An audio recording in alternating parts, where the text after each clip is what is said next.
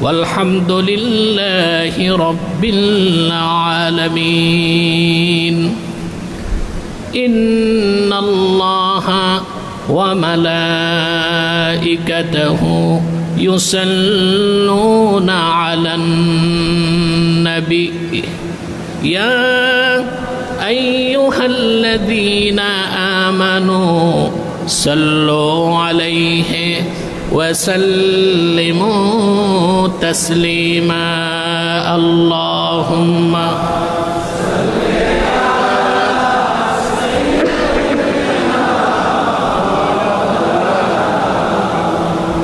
وعلى آل سيدنا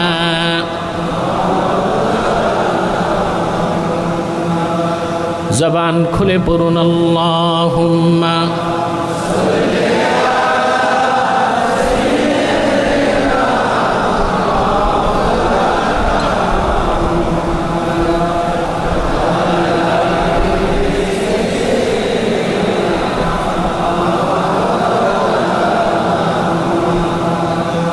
Medina Medina मोमिनों की गुनगुना है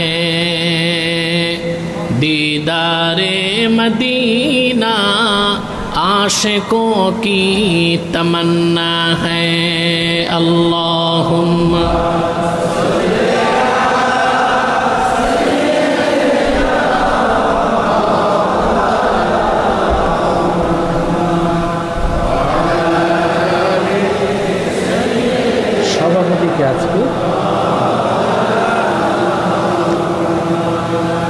मदीने की हवा से जन्नती बू आती है खाके पाके मदीना में नूर जन्नत चमकती है अल्लाहुम्मा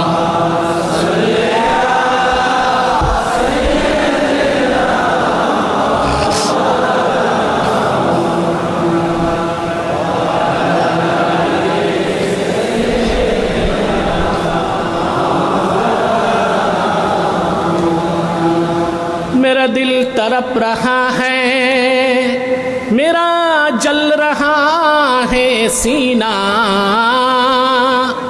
ये दवा वही मिलेगी मुझे ले चलो मदीना अल्लाहुम्मा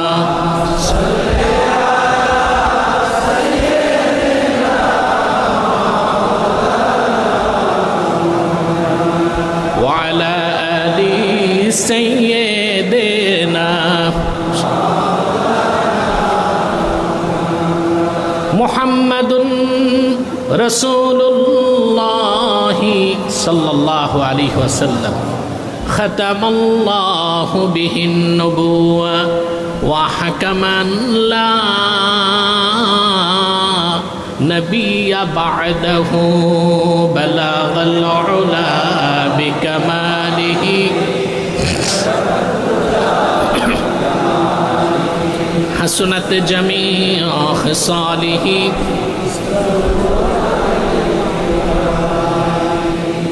पवित्र ईद मिलादुन नबी सल्लल्लाहु अलैहि वसल्लम उद्यापन उपलक्षे इस्लामिक फाउंडेशन बांग्लादेश कर्तृक आयोजित पक्षकालब्यापी मुताबार्रक मुनव्वर महफिलेर आजकेर समापनी दिवसगत रातेर सम्मानित सभापति डॉक्टर मोहम्मद हारुनुर रशीद परिचालक दीनी दावत और संस्कृति विभाग इस्लामिक फाउंडेशन उपस्थित उलामाए केराम तुलाबाए एजाम नगर जीवनेर चरम व्यस्ततार मध्येও आजकेर এই महती महफिले যারা उपस्थित হয়েছেন স্বেচ্ছায় সানন্দে স্বতঃস্ফূর্তভাবে মনের আনন্দে তাদের সকলকে আমার পক্ষ থেকে হৃদয় নিংড়ানো ভালোবাসা শুভেচ্ছা এবং অভিনন্দন জ্ঞাপন করছি। সবটুকুন শুকরিয়া আল্লাহ তাআলার জন্য যিনি আমাদেরকে এখানে আসার ও বসার তৌফিক দান করেছেন এবং আল্লাহ তার হাবিবের জিক্র ও দ্বীনের ফিকির করার জন্য কবুল করেছেন। সেজন্য আসুন আমরা সকলে একবার অবনত চিত্তে হৃদয়ের আবেগ অনুভূতি উজাড় করে সমবেত কণ্ঠে রাতের নীরবতা ভঙ্গ করে ঈমান দীপ্ত কণ্ঠে একবার বলি আলহামদুলিল্লাহ।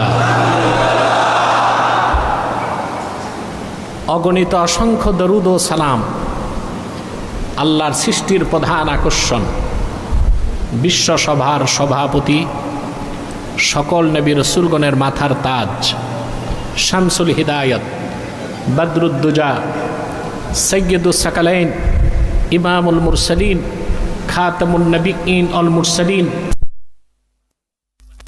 শাহনশাহে রিসালাত, সরকারে দো জাহাं, সুলতানুল মদিনা, নবিয়ুল আম্বিয়া, হুজুরে আকরম, নূরে মুজস্সম, নূরুন আলা নূর, সৈয়দিনা হাবিবিনা শফিঈনা মাওলানা মুহাম্মদ সাল্লাল্লাহু আলাইহি ওয়াসাল্লামের উপর আল্লাহ তাবারাক ওয়া তাআলা যাকে আজ থেকে প্রায় ১৫০০ বছর আগে প্রেরণ করেছেন সর্বশ্রেষ্ঠ ও সর্বশেষ নবী ও রাসূল হিসেবে, যার পরে আজ পর্যন্ত পৃথিবীতে অবশ্যই কোনো প্রকার নবী কিংবা রাসূল অবশ্যই আসে নাই, অবশ্যই এখনো নাই, অবশ্যই কিয়ামত পর্যন্ত আসবে না।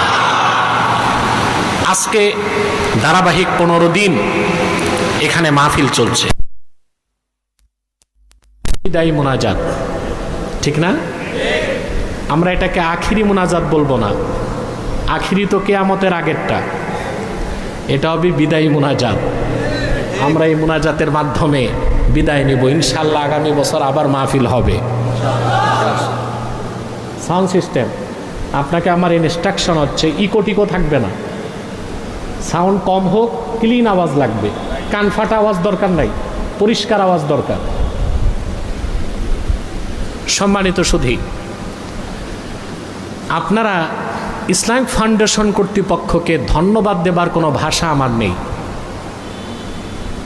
পক্ষকালব্যাপী যে মাহফিল তারা করছেন, রাসূল করিম সাল্লাল্লাহু আলাইহি ওয়াসাল্লামের মিলাদ থেকে, সিরাত থেকে দেশ বরেণ্য আলেমগণ ধারাবাহিক বক্তব্য রেখে গিয়েছেন, আলহামদুলিল্লাহ। এই ক্ষেত্রে কোনো দ্বন্দ্বে আমি বিশ্বাসী নই, কারণ সিরাত যার, মিলাদ তার। সিরাত হচ্ছে অনুসরণীয়, মিলাদ হচ্ছে স্মরণীয়। সিরাত হচ্ছে অনুসরণীয় আর মিলাদ হচ্ছে স্মরণীয়। তো রাসূল করিম সাল্লাল্লাহু আলাইহি ওয়াসাল্লামের সিরাতের অনুসরণ করতে হলে ওনার স্মরণ তো লাগবে। কোনো ভাই আবার যদি এখানে শিরকের গন্ধ খুঁজেন তো সেটা দুঃখজনক বিষয়। আল্লাহ তার হাবিবের জিকিরকে তার নিজের জিকিরের মর্যাদা দান করছেন, এটা আমার কথা না। শেখ আব্দুল হক মুহাদ্দিস দেহলভী রহমতুল্লাহ কত বড় আলেম, ব্যাখ্যার তো দরকার নাই। শেখ আব্দুল হক মুহাদ্দিস দেহলভী কিরকম মুহাদ্দিস আমি একটু বুঝাই দিচ্ছি। শেখ আব্দুল হাই লখনভী রহমতুল্লাহ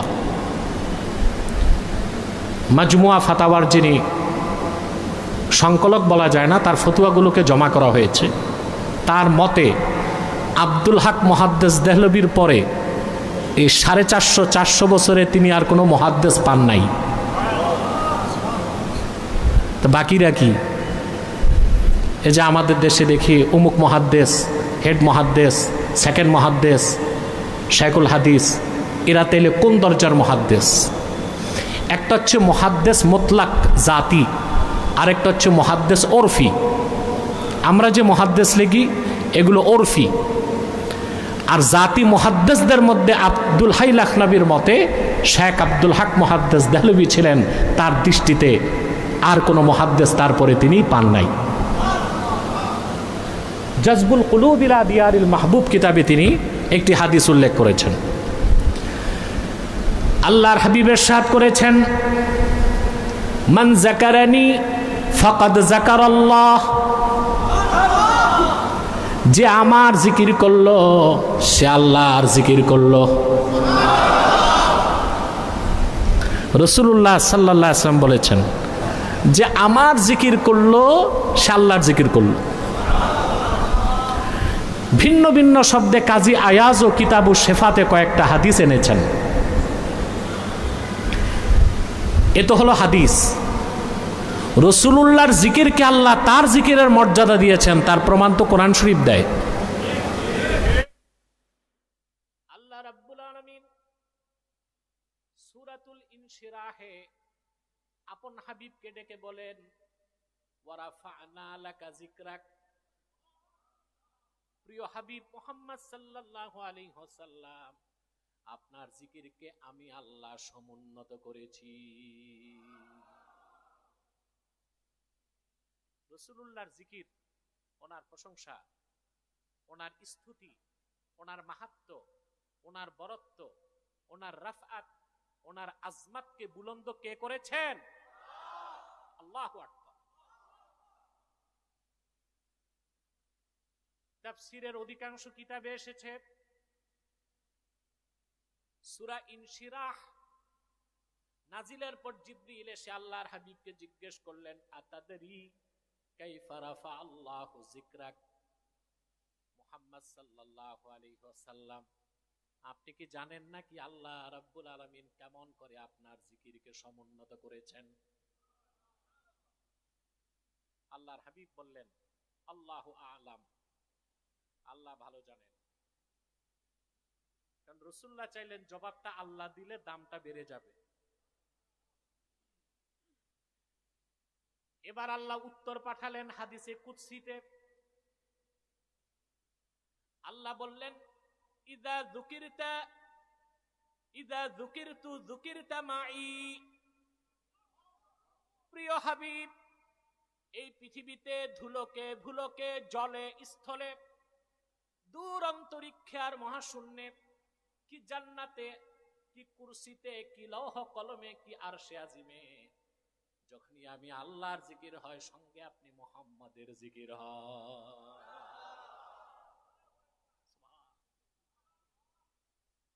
চিন্তা করা যায়? তাহলে রাসূলুল্লাহ সাল্লাল্লাহু আলাইহি ওয়াসাল্লামের জিকিরকে আল্লাহ তার জিকিরের সাথে রেখেছেন। মিলাদুন নবী মাহফিলের মূল উদ্দেশ্য হচ্ছে জিক্রে নবী। আওয়াজটা পুরুষের কণ্ঠে হইল না, আবার বলছি, মিলাদুন নবী সাল্লাল্লাহু আলাইহি ওয়াসাল্লামের মূল উদ্দেশ্য হচ্ছে জিক্রে নবী। জিক্রে নবীকে আল্লাহ নিজের জিকিরের মর্যাদা দিয়েছেন। সিরাতুন নবী হচ্ছে অনুসরণের জন্য, মিলাদুন নবী হচ্ছে জিকিরের জন্য। দ্বন্দ্ব থাকার তো কথা না। মনে হয় আমরা নিজেরা নিজেদের মধ্যে দ্বন্দ্ব সংঘাতটা এত বেড়ে গেছে যে একজন একজনের কথা ধৈর্যের সাথে শুনতেও চাই না। আমাদের মধ্যে যদি পারস্পরিক সম্প্রীতি থাকতো, যথাযথ মূল্যায়নের ভিত্তিতে আমরা যদি বসতাম, তা আমাদের মাসলাকগত দ্বন্দ্ব বাংলাদেশে আর থাকতো না। তারপরও কিছু বিষয়ে দ্বন্দ্ব থাকতেই পারে, ওই রকম ইখতিলাফ সাহাবায়ে কেরামের মধ্যেও তো ছিল, ঠিক কিনা?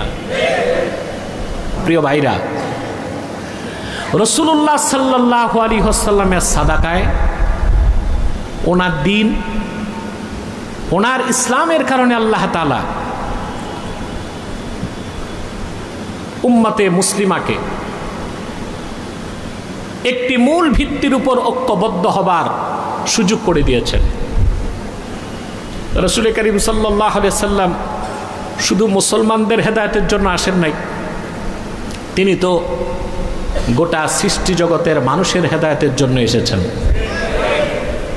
ঠিক না? কথাগুলো তো আল্লাহ কোরআন কারীমে স্পষ্ট করে দিয়েছেন। আল্লাহ রাব্বুল আলামিন বলেন, কুল ইয়া আইয়ুহান নাসু ইন্নী রাসূলুল্লাহি ইলাইকুম জামিআ। প্রিয় হাবিব মুহাম্মদ সাল্লাল্লাহু আলাইহি ওয়াসাল্লাম, আপনি বলুন, হে মানব জাতি, আমি তোমাদের সকলের হেদায়েতের জন্য আল্লাহর পক্ষ থেকে রাসূল হিসেবে প্রেরিত হয়েছি। এই পৃথিবীর সমস্ত মানুষই রাসূলুল্লাহর উম্মত। কেউ ইসলামকে বিশ্বাস করুক আর না করুক, সবাই রাসূলুল্লাহর উম্মত। উম্মত দুই প্রকার, একটা উম্মতে দাওয়াত আর একটা উম্মতে ইজাবাত। একটা উম্মতে দাওয়াত আর একটা উম্মতে ইজাবাত।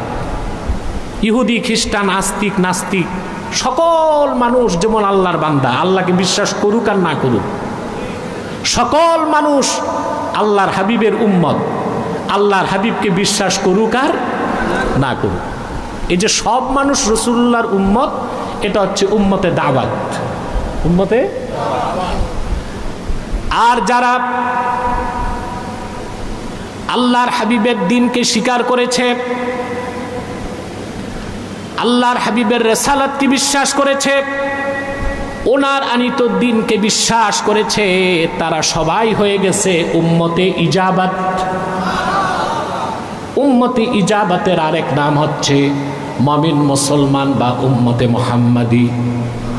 আল্লাহ তাআলা এই উম্মতের মধ্যে সর্বশ্রেষ্ঠ মানুষ যারা ছিলেন, সাহাবায়ে কেরাম রিদওয়ানুল্লাহি তাআলা আলাইহিম আজমাইন, তাদের সমস্ত দ্বন্দ্ব সংঘাত, মতভেদ, মতানৈক্য, মত পার্থক্য সব কিছুর দেয়ালকে আল্লাহ তাআলা চুরমার করে দিয়েছেন। তাওহীদের ভিত্তিতে, রাসূলুল্লাহর সুন্নাহর ভিত্তিতে তাদেরকে ইস্পাত কঠিন ঐক্যের মধ্যে এনে দিয়েছিলেন। রাসূলুল্লাহ সাল্লাল্লাহু আলাইহি সাল্লাম ঐক্যের যে ফর্মুলা দিয়েছেন, সেখানে জাতীয়তাবাদ নাই, আছে? কথা বলেন। আমরা যারা জাতি রাষ্ট্রের ধারণা সৃষ্টি করেছি, আমরা জাতীয়তাবাদের ভিত্তিতে এক হয়েছি।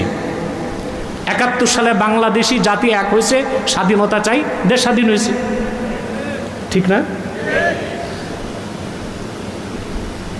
আবার আপনারা ৫ই আগস্ট জাতির অধিকাংশ মানুষ চেয়েছে ফেসিবাদ বিদায় নিবে, ফেসিবাদ বিদায় নিয়েছে। এই ঐক্যগুলো হচ্ছে তথাকথিত আদর্শিক ঐক্য। এই ঐক্যগুলো হচ্ছে ক্ষণস্থায়ী ঐক্য। ৫ই আগস্ট ফেসিবাদকে বিদায় করার পর আপনারা কি এক থাকতে পেরেছেন? না, আপনাদের মধ্যে সংঘাত হচ্ছে। কথা বলে না, হচ্ছে। দেশ কি এখন স্বর্গরাজ্য হয়ে গেছে? না দ্বন্দ্ব সংঘাত আছে, মিছিল মিটিং আছে? তো কারা করতেছেন? আপনারাই তো। তার কারণ জাতিকে যে ফর্মুলায় ঐক্যবদ্ধ করার কথা ছিল, সেই ফর্মুলায় আমরা এক করতে পারি নাই। আমাদের মধ্যে কেউ জাতীয়তাবাদের বিশ্বাসী, কেউ পশ্চিমা লিবারেল ডেমোক্রেসিতে বিশ্বাসী, তরুণ এনসিপি তারা বহুত্ববাদী বিশ্বাসী, কেউ বহু সংস্কৃতিতে বিশ্বাসী। মানব রচিত এই সমস্ত মতবাদ ঐক্য ফর্মুলাকে বাদ দিয়ে রাসূলুল্লাহ সাল্লাল্লাহু আলাইহি সাল্লাম গোটা বিশ্বের ইমানদারদেরকে এক করেছিলেন যে কোরআন দিয়া। সে কোরআনের ফর্মুলায় ঐক্যবদ্ধ হতে হবে জাতিকে, তাতেই জাতি মুক্তি লাভ করতে পারে।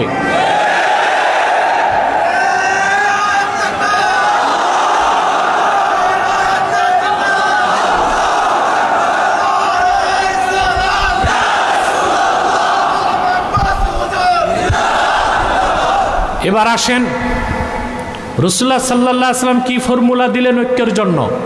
কথা তো ব্যাপক, মৌলিক কথাগুলো আমি বলে দিচ্ছি। মুসলমানকে রাসূলুল্লাহ সাল্লাল্লাহু আলাইহি ওয়াসাল্লাম ঐক্যবদ্ধ হতে বলেছেন একটি ভিত্তিকে কেন্দ্র করে, এটা হচ্ছে কোরআন আর ঈমান। কোরআন আর ঈমান। ঈমানের প্রশ্নে যদি মুসলমান এক হয় আর উদ্দেশ্য যদি এক হয়, মুসলমানের মধ্যে মৌলিক ক্ষেত্রে কোনো বিভেদ খুঁজে পাওয়া যাবে না। সব ইস্পাত কঠিন ঐক্যবদ্ধ হয়ে যেতে বাধ্য হবে, বলেন সুবহানাল্লাহ। আর ফুরুয়াতের দ্বন্দ্ব, শাখা প্রশাখায়, যেমন আমি সালাত ও সালাম দাঁড়ায় পড়ি, কেউ দাঁড়ায় না, বসে পড়ে, এটা মাসলাকগত দ্বন্দ্ব, এটা মৌলিক ক্ষেত্রের কোনো দ্বন্দ্ব। কারো টুপি গোল, কারো লম্বা, কারো কুর্তায় বোতাম আছে, কারোটায় বোতাম নাই। এই যে দ্বন্দ্বগুলো আমরা করি, এগুলো হচ্ছে মাসলাকগত দ্বন্দ্ব। এগুলোকে একটা সীমা পর্যন্ত রাখতে হয়, সীমাতিক্রম করাবার কোনো সুযোগ। যদি সীমা অতিক্রম হয়ে যায় তখন আমাদের মৌলিক ক্ষেত্রে আঘাত আসবে, কাফের মুশরিক বেঈমান আমাদেরকে টার্গেট করার সুযোগ পাবে। কথা বুঝতে পেরেছেন? সেজন্য দেশব্যাপী আমাদের একটি স্লোগান আছে, মাসলাক যার যার দিন ইসলাম সবার। মাসলাক যার যার দিন ইসলাম সবার। ইসলামের স্বার্থে আমাদের এক থাকতেই হবে। তো ঐক্যবদ্ধ হবার জন্য মূল সূত্র হচ্ছে কোরআন। ঐক্যবদ্ধ হবেন কিসের ভিত্তিতে? ভিত্তি লাগবে তো, ওইটা হচ্ছে হাবলুল্লাহ, আল্লাহর রশি। এই আল্লাহর রশির আরেক নাম কি? আল্লাহ রাব্বুল আলামিন বলেন, ওয়া'তাসিমু বিহাবলিল্লাহি জামিআন ওয়া লা তাফাররাকু। তোমরা আল্লাহর রশিকে, রুজ্জুকে দৃঢ়ভাবে আঁকড়ে ধরো, পরস্পর বিচ্ছিন্ন হয়ে যেও না। মূল বক্তব্য হচ্ছে উলফাত, উলফা। আরেকটা হচ্ছে ফুরকা।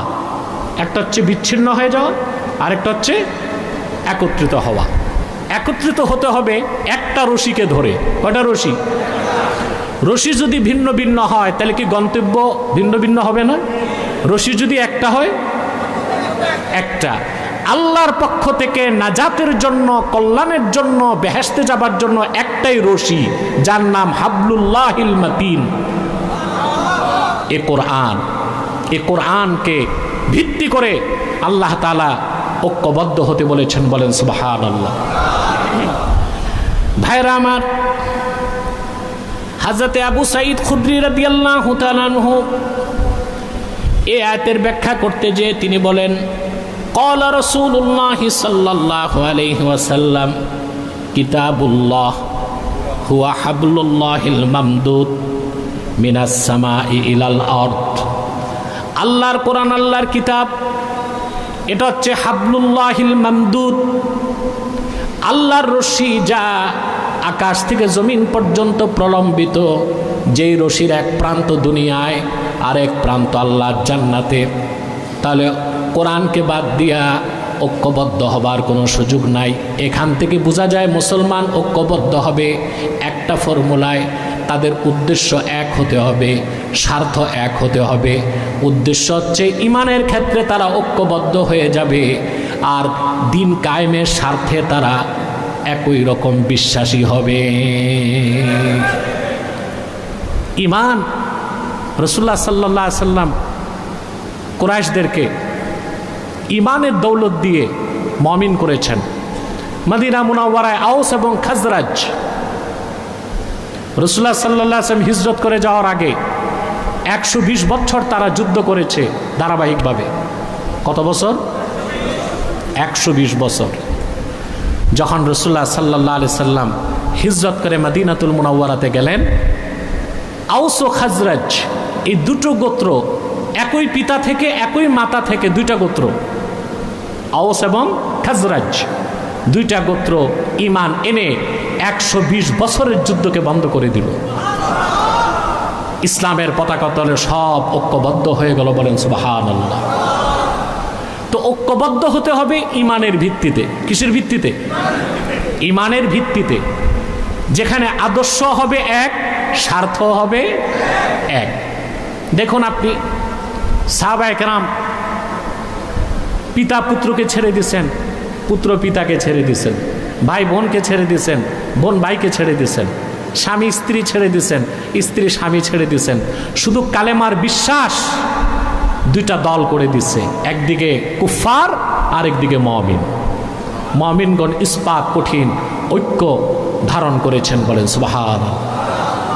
ইমামে কুরতুবী তাফসীর কুরতুবীতে উল্লেখ করেছেন, لما أمر رسول الله صلى الله عليه وسلم بالهجرة من مكة المكرمة إلى المدينة المنورة جعل الرجل يقول لأبيه والأب لابنه والأخ لأخيه والرجل لزوجته إنا قد أمرنا بالهجرة. رسول الله صلى الله عليه وسلم 13 বছর মক্কায় দ্বীনের দাওয়াত দিলেন, অসংখ্য লোক মুসলমান হয়েছে। হিজরতের আগে দেখা গেছে একই ঘরে বাবা ছিল মুসলিম, ছেলে ছিল কাফের, ভাই ছিল মুসলিম, বোন ছিল, কথা বলেন, সাউন্ডটা বাড়বে একটু। স্বামী ছিল মুসলিম, স্ত্রী ছিল, কিন্তু থাকতেন একই ঘরে, থাকতেন। তখন হিজরতের হুকুম হয় নাই। হিজরতের হুকুম যখন হয়ে গেল, তখন রাসূলুল্লাহ সাল্লাল্লাহু আলাইহি ওয়াসাল্লামের জলিলুল কদর সাহাবীগণ মক্কা ছেড়ে মদিনাতুল মুনাওয়ারায় চলে গেলেন। পিতা পুত্রকে ছেড়ে দিলেন, পুত্র তার বাপকে ছেড়ে দিলেন, ভাই বোনকে ছেড়ে দিল, বোন ভাইকে ছেড়ে দিল, স্বামী স্ত্রীকে ছেড়ে দিল, স্ত্রী স্বামীকে ছেড়ে দিল। ঘর বাড়ি সব কিছু ত্যাগ করে তারা চলে গেলেন সবাই মক্কাতুল মুকাররমায়। কিন্তু কিছু সাহাবী তখনও হিজরত করেন নাই। আল্লাহ সঙ্গে সঙ্গে আয়াত নাজিল করে দিলেন, ইয়া আইয়ুহাল্লাযীনা আমানু লা তাত্তাখিযু আবাআকুম ওয়া আবনাআকুম আউলিয়া ইন ইসতাহাব্বুল কুফরা আলাল ঈমান। হে মুমিনগণ, তোমরা তোমাদের পিতাদেরকে, তোমরা তোমাদের সন্তানদেরকে আপন বানিও না যদি তারা ঈমানের উপর কুফরকে প্রাধান্য দেয়। অর্থাৎ যাদের মধ্যে কুফর থাকবে, মুমিনদের সাথে তাদের কোনো সম্পর্ক। এই কথা কার? অতএব ঐক্যের নামে মুসলমান কখনো কাফেরদের সাথে ঐক্য করতে পারে না, এটা কোনোদিনও সম্ভব হতে পারে না। কাফেরদের সাথে বাণিজ্যিক চুক্তি হইতে পারে, সামরিক চুক্তি হতে পারে, আমদানি রপ্তানি চুক্তি হতে পারে, কিন্তু কোন মুসলিম জাতিসত্তার সাথে অন্য মুসলিম জাতিসত্তার ভাতৃপ্রতিম সম্পর্ক হতে পারে না। পারে? পারে? কিন্তু আমাদের মতিভ্রম ঘটছে, এখনো অনেক দালাল রয়ে গেছে যারা পাশের বাড়ির সাথে আবার আত্মীয়তা করতে চায়। চিনেন আপনারা পাশের বাড়ির শত্রু কারা? আপনারা ভালো করেই চিনেন। কোনদিন তারা আমাদের সাথে বন্ধুসুলভ আচরণ করেছে? দেশ স্বাধীনের 50 বছরে কি না করেছে তারা? বাঁধ নির্মাণ করে পানিতে বঞ্চিত করেছে লক্ষ লক্ষ। আজকে 23 মাসে বিশ্ব সন্ত্রাসী ইসরায়েল 65,000 নিরীহ মানুষকে ফিলিস্তিনে হত্যা করেছে, কিন্তু এখন পর্যন্ত জাতিসংঘের পক্ষ থেকে ইসরায়েলকে যুদ্ধাপরাধী রাষ্ট্র হিসেবে ঘোষণা দেওয়া হয় নাই। কারণ আল কুফরু মিল্লাতুন ওয়াহেদা, সকল কুফুরি শক্তি একটা জাতি, আর মুসলমান একটা জাতি। মুসলিম জাতির সাথে অমুসলিমদের কোনোদিন বন্ধুত্ব আর ঐক্য হতে পারে না। মুসলমানের ঐক্যের মূল মন্ত্র হচ্ছে ঈমান এবং ইসলাম।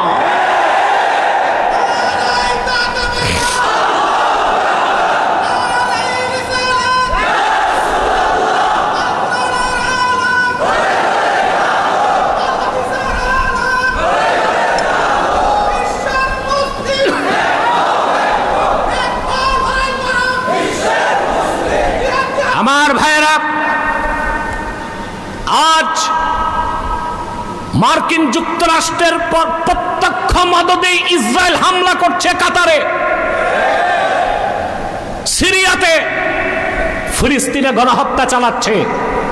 আজকে সময় এসেছে মুসলিম রাষ্ট্রপ্রধানদেরকে অনুধাবন করতে হবে, জাতিসংঘ হচ্ছে খ্রিস্টানদের একটা জুয়া খেলার ঘর। জাতিসংঘে অস্ত্র ব্যবসা হয়, ওটা জুয়া খেলার ঘর। বিশ্বের বিভিন্ন দেশে মানবাধিকার সংস্থা করছে, আমাদের বাংলাদেশে একটা করছে। এটার বিরোধিতায় আমি অত্যন্ত সোচ্চার ছিলাম, আপনারা জানেন। কিন্তু আমাদের বাকি বন্ধুদের সহযোগিতা পাই নাই। ওনারা কেউ কেউ যে পারচেজ হয়ে গেছে, তা আমার আর ক্ষমতাই কতটুকু, যদ্দূর আল্লাহ দিছেন তদ্দূর করলাম, কিছুটা রেজাল্ট পাইছি। আজকে বাংলাদেশ এত সুন্দর পরিবেশ, এখানে মানবাধিকার সংস্থা আছে, ইসরায়েলে নাই কেন? মানবাধিকার সংস্থা ইসরায়েলে করো, ফিলিস্তিনে করো, গাজাতে করো।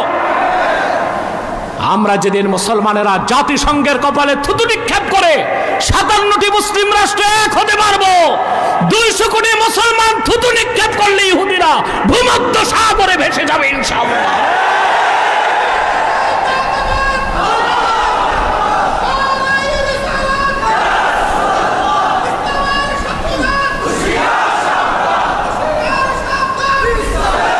আমার ভাইয়েরা, ইমানের সম্পর্ক ছাড়া মুসলিমদের মধ্যে আন্তরিক সম্প্রীতি কোনোদিন আসতে পারে না। লক্ষ্য করে দেখুন, হিজরতের আদেশ করার পরে অনেক সাহাবী হিজরত করলেন, অনেকে করেন নাই। আল্লাহ ধমক দিয়ে বললেন, এখনো তোমরা আমার হুকুম মেনে হিজরত কেন করো নাই? তোমাদের যারা পিতারা কাফের কিংবা সন্তানরা কাফের, তাদের সাথে তোমাদের কোনো সম্পর্ক নাই, তারা তোমাদের আপন হতে পারে না যদি না তারা ঈমানের উপর কুফরকে প্রাধান্য দেয়। সমস্ত সাহাবীগণ হিজরত করে চলে গেলেন মদিনাতুল মুনাওয়ারায়। মক্কা মুকাররমা থেকে অনেক সাহাবী হিজরত করেছেন। কেউ বাপকে ছেড়েছেন, সন্তান বাপকে ছেড়েছে, বাপ সন্তানকে ছেড়েছে, ভাই বোনকে ছেড়েছে, বোন ভাইকে ছেড়েছে, স্বামী স্ত্রীকে ছেড়েছে, স্ত্রী স্বামীকে ছেড়েছে। কুফরকে ত্যাগ করে ইমানের প্ল্যাটফর্মে সবাই যে মদিনাতুল মুনাওয়ারাতে ঐক্যবদ্ধ হয়ে গেলেন। আর রাসূলুল্লাহ সাল্লাল্লাহু আলাইহি সাল্লামের কাছে ইমানের দাওয়াত পেয়ে আউস এবং খাজরাজ দুটো গোত্র 120 বছরের যুদ্ধ বন্ধ করে কাঁধে কাঁধ মিলিয়ে দ্বীনের সৈনিক হয়ে গেলেন।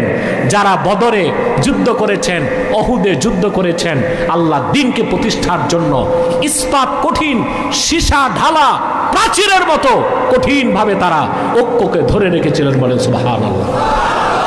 অতএব ঈমান আর কোরআন বাদ দিয়া, ঈমান ইসলাম কোরআন বাদ দিয়া মুসলমানের ঐক্যের কোনো ব্যবস্থা এই জন্যই তো আপনারা দেখেছেন একটা অভ্যুত্থানের পরও আপনারা জাতি হিসেবে এক হতে পারেন নাই, পেরেছেন? কারণ অভ্যুত্থানটাও ছিল কোরআন সুন্নাহর আদর্শে হয় নাই, আর অভ্যুত্থান পরবর্তী যা কিছু হয়েছে রাসূলুল্লাহর আদর্শের অনুসরণে হয় নাই, কোরআন সুন্নাহর নীতিতে হয় নাই। সেজন্য এখনো রক্ত ঝরছে, এখনো মানুষ মার খাচ্ছে, মানুষের সম্পদ নিরাপদ নয়, মানুষ সুখে শান্তিতে বসবাস করতে পারছে না, অশান্তির আগুনে দগ্ধ হচ্ছে জাতি। যদি বাংলাদেশকে একটি নিরাপদ জনপদে পরিণত করতে হয়, কোরআন ও সুন্নাহর অনুসরণে জাতিকে ঐক্যবদ্ধ হতে হবে ঈমানের ভিত্তিতে, দ্বীন প্রতিষ্ঠার স্বার্থে। কিসের ভিত্তিতে? ভিত্তি হবে ঈমান, স্বার্থ হবে দ্বীন। ভিত্তি হবে, স্বার্থ হবে। সাহাবায়ে কেরাম রিদওয়ানুল্লাহি তাআলা আলাইহিম আজমাইন ঈমানের কারণে ঐক্যবদ্ধ হয়েছিলেন। তারা তাদের পিতা, আত্মীয় স্বজন, স্ত্রী পরিজন, সন্তান সব কিছুকে ছেড়ে দিয়েছিলেন। আমি ছোট্ট একটা দৃষ্টান্ত দিচ্ছি আপনাদেরকে। মক্কাতুল মুকাররমায় রাসূল করিম সাল্লাল্লাহু আলাইহি ওয়াসাল্লামের সাহাবীগণের মধ্যে সবচেয়ে ধনী সাহাবী ছিলেন হযরতে মুসআব ইবনে উমাইর। কি নাম? মুসআব ইবনে উমাইর রাদিয়াল্লাহু তাআলা আনহু, জলিলুল কদর সাহাবী। ঈমান আনার আগে তিনি ছিলেন মক্কাতুল মুকাররমায় সবচেয়ে ধনী মানুষ, সবচেয়ে ধনী মানুষ। কত বড় ধনী ছিলেন আসমাউর রিজালের কিতাবে এসেছে। হযরত মুসআব বিন উমাইর রাদিয়াল্লাহু তাআলা আনহু প্রতিদিন দস্তরখানে 70 জন মেহমানকে বসাতেন। কতজন? প্রত্যেক মেহমানকে খাদ্য পরিবেশন করতেন সোনার রূপার বাটিতে। মেহমানদারির পরে মেহমানদেরকে অকাতরে সোনার রূপার বাটিগুলো হাদিয়া করে দিতেন। এ লোকটি মুসলমান হয়ে চলে গেলেন হিজরত করে মদিনাতুল মুনাওয়ারায়। বদর যুদ্ধে তিনি আল্লাহর হাবিবের সঙ্গে ছিলেন। তারই আপন ভাই ছিল আমের ইবনে উমাইর। বদর যুদ্ধে সে ছিল কাফের। বদর যুদ্ধে কাফেররা পরাজিত হবার পরে আমের বিন উমাইর তিনিও বন্দী হয়ে গেলেন।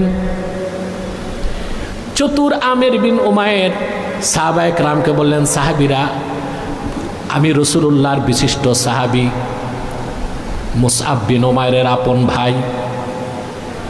পরিচয়টা পেয়ে সাহাবায়ে কেরাম আমের বিন উমাইরের হাতের বাঁধন ঢিলা করে দিলেন।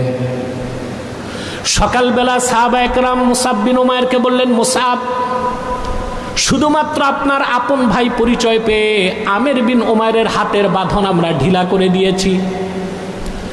রাসূলুল্লাহর সাহাবী মুসআব বিন উমাইর বললেন, কাবার মালিক আল্লাহর কসম, সাহাবীরা শুনে রাখো, বদর যুদ্ধে আল্লাহ রসুলের বিরুদ্ধে যে তরবারি হাতে নিয়েছে ওই রকম কুলাঙ্গার আমার ভাই হতে পারে না। শক্ত করে বাঁধো।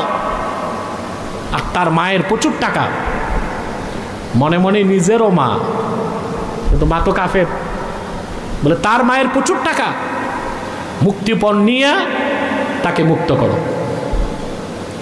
সাহাবায়ে কেরামের সম্প্রীতি, ঐক্য, ভালোবাসার মূল মানদণ্ড তাদের কাছে ছিল ঈমান এবং ইসলাম। এর বাইরে যে তারা কোনো সম্প্রীতি, সদ্ভাব, বন্ধুত্ব, ভ্রাতৃত্ব, ঐক্যের কোনো চিন্তা করতেন না। আমরাও যদি উম্মতে মুসলিমা ঐক্যবদ্ধ হতে চাই, রাসূলুল্লাহ সাল্লাল্লাহু আলাইহি ওয়াসাল্লামের সুমহান সাহাবীদের আদর্শের অনুসরণ করতে হবে, ঠিক কিনা?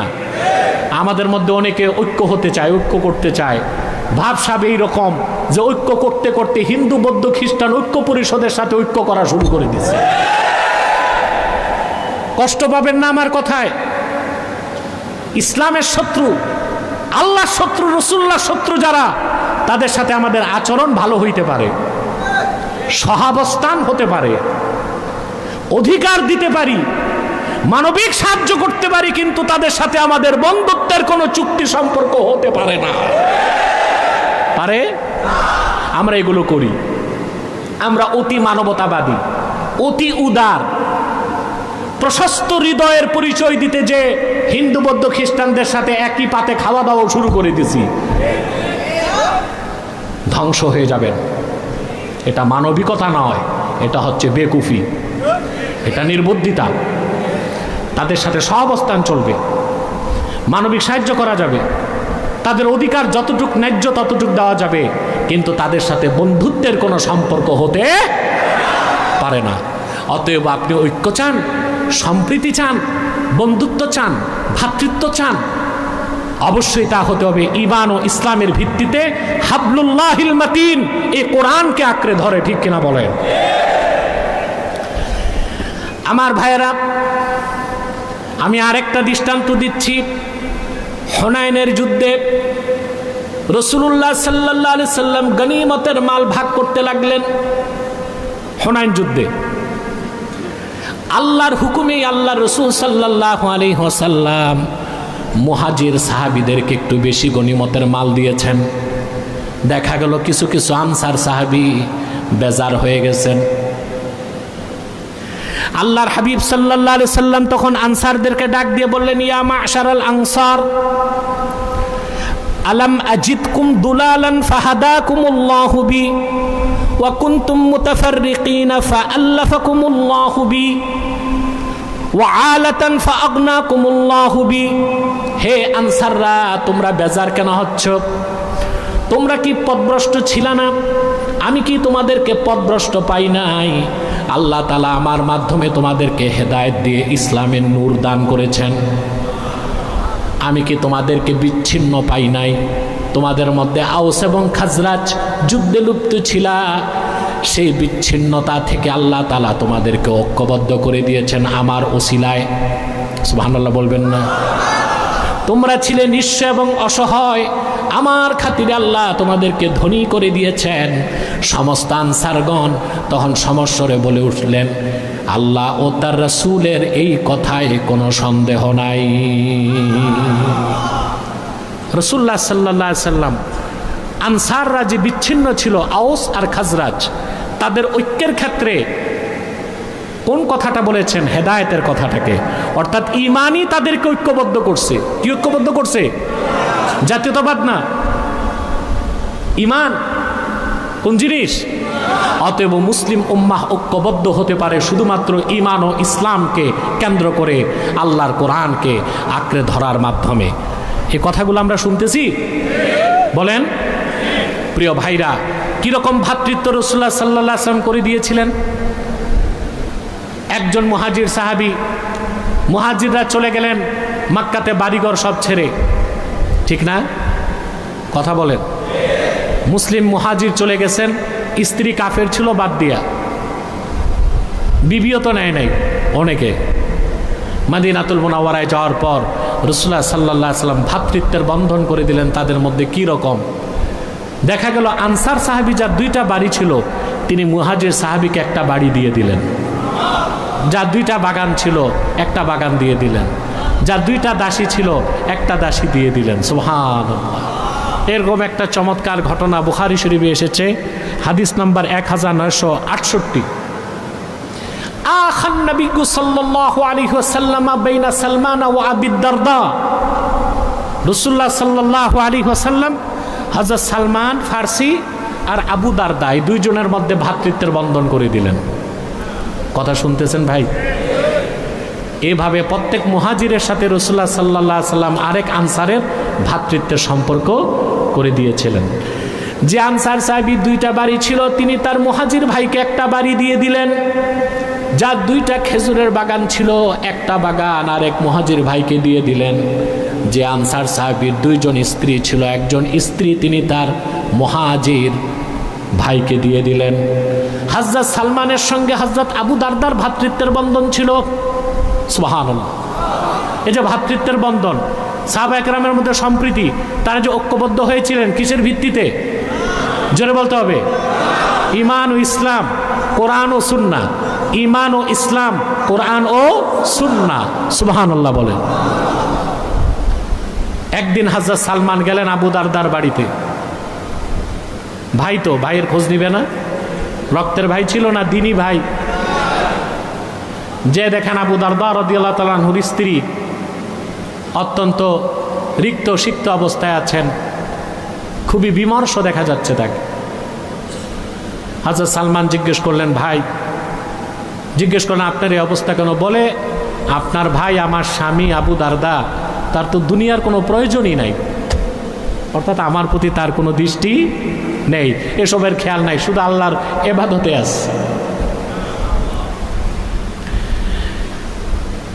হযরত সালমান বসে আছেন, অনেক দেরিতে আবু দারদা রাদিয়াল্লাহু তাআলা আনহু ঘরে ঢুকলেন। হযরত সালমান খেতে বসছেন, আবু দারদা খাচ্ছেন না। হযরত সালমান বলেন, ভাই আপনি বসেন আমার সাথে। বলেন, আমি রোজা। বলেন, না আজকে রোজা রাখেন না।